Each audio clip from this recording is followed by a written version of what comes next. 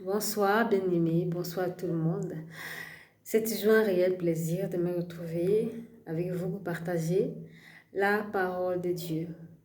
Alors ce soir, on va partager sur un thème très captivant. Il s'agit de l'histoire de Joseph, une bride de l'histoire de Joseph. C'est une parole qui m'a beaucoup bénie quand je l'ai lue, mais sur laquelle le Saint-Esprit a attiré mon attention sur un petit passage, un petit verset. Allons dans le livre de Genèse au chapitre 39. Genèse au chapitre 39, à partir du verset 19 jusqu'au verset 22. Amen. Qui dit onction royale, dit difficulté royale. Ça, ce sera tout à l'heure. Ici, on dit, Genèse 39, 19 à 22. Après avoir entendu les paroles de sa femme, qui lui disait, « Voilà ce que m'a fait ton esclave. » Le maître de Joseph fut enflammé de colère. Il prit Joseph et le mit dans la prison. Mais dans quel genre de prison? Dans le lieu où les prisonniers du roi étaient enfermés. Ça, c'est la clé, c'est l'épice au fait du partage de ce soir. Il fut là en prison. L'Éternel fut avec Joseph et il étendit sur lui sa bonté. Il le mit en faveur aux yeux du chef de la prison. Verset 22. Et le chef de la prison plaça sous sa surveillance tous les prisonniers. Le chef plaça sous la surveillance de Joseph tous les prisonniers qui étaient dans la prison. Et rien ne s'y faisait que par lui. Rien ne s'y faisait que par Joseph. Alléluia. On verra quand même comment plus tard, Pharaon a dit à Joseph que rien ne se fera en Égypte que par lui. Voilà. Pourquoi est-ce que je dis à l'onction royale les difficultés royales? Il y a un genre de difficulté qui est prédestiné à une certaine onction. Nous savons tous que Joseph avait reçu le songe où la lune, le soleil et les étoiles se prosternaient devant lui. On parlait de la gloire, au fait.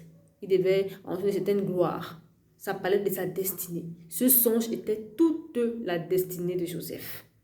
C'était toute la destinée de Joseph. Alors, quand Joseph a été jeté en prison à cause de la fausse accusation qu'avait faite la femme de Potiphar, la Bible déclare que Potiphar en colère a pris Joseph et l'a jeté en prison.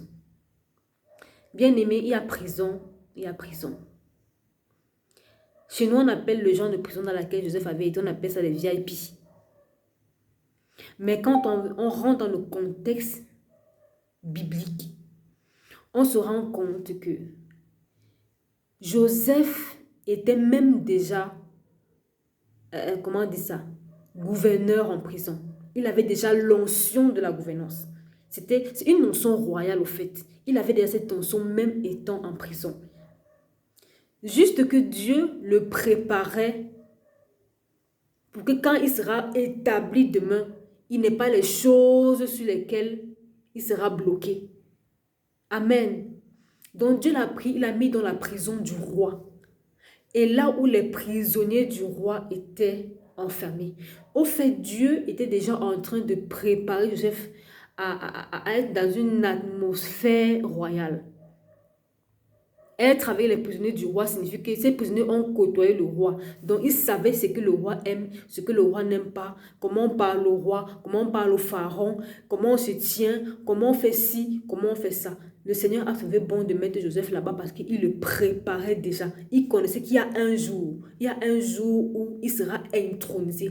Il y a un jour où il sera assis sur une chaise. Alors aujourd'hui, je vais le mettre en prison, mais je le mettrai en prison avec les prisonniers du roi, pour qu'ils commencent à se frotter à la royauté. Ils commencent à se frotter à l'onction de la gouvernance. Alléluia. Ces gens pouvaient lui dire comment est-ce que le roi fait, comment est-ce que le pharaon ne fait pas. Ils pouvaient lui enseigner des choses. Et la Bible déclare que ça ne suffisait pas qu'il soit seulement dans la prison avec les prisonniers du roi. Le chef de la prison, bien aimé, c'est-à-dire un hébreu, un esclave, qui même étant en prison est chef. Oh, même étant en prison, il est chef, étant en prison, un esclave, chef des prisonniers du roi, de la même, c'est-à-dire que les chansons qui servaient au roi, Joseph le prisonnier, l'esclave, était le chef de ce gars en prison. Ouh, mon Dieu, quelle révélation! Quelle révélation, mon Dieu, quelle révélation! Il était chef des prisonniers du roi en prison. Et la Bible déclare que le chef a dit que, même ici en prison, tous ces gens-là qui ont servi auprès du roi, là, ce sera leur chef. Ils ne vont rien faire sans que toi, tu n'aies donné ton aval. Toi, Joseph, c'est toi qui donneras l'aval sur quoi que ce soit qui sera fait ici en prison. Alléluia. Et quand on fait on va dans le chapitre 41, on se rend compte que ce qui s'est passé au chapitre 39, dans le verset 22, là où le chef a placé Joseph, là où le chef de la prison a placé Joseph, chef des prisonniers. Ainsi, même Pharaon, quand Pharaon a intronisé Joseph et l'a fait asseoir, Pharaon a prononcé une parole. Allons dans le livre de Genèse, chapitre 41, au verset 44. Pharaon dit, il dit encore à Joseph, « Je suis Pharaon, et sans toi, personne ne lèvera la main ni le pied dans toute l'Égypte. » Alléluia. Ça, ici maintenant, c'est Pharaon qui parle. Hier, là, au verset 39, c'est le chef de la prison qui parlait à Joseph, qui disait que rien ne se fera en prison que par toi. Le lendemain, quand Pharaon a établi Joseph gouverneur d'Égypte, il a redit la même parole à Joseph sous une autre forme. Là, l'onction royale était en train d'être établie. Parce qu'au chapitre 39, l'onction royale était en train d'être travaillée. Mais au chapitre 41, l'onction royale était en train d'être établie. Et Dieu avait déjà travaillé en Joseph. Il avait fait travailler Joseph en prison pour dire que sache que demain, il y a des décisions qui seront prises par toi. Donc, je te prépare en prison maintenant. Parce que demain, quand tu vas sortir de la prison, demain, quand tu vas sortir des difficultés, demain, quand les problèmes là seront finis, demain, quand tu vas voir la gloire, quand tu seras assis dans ta gloire, quand tu vas entrer dans la manifestation de ton ministère, demain, quand tu vas entrer dans la gloire de ton ministère, quand tu vas entrer dans ta destinée, sache qu'il y aura des décisions qui ne seront prises que par toi. C'est ce que le Seigneur était en train de dire à Joseph en prison.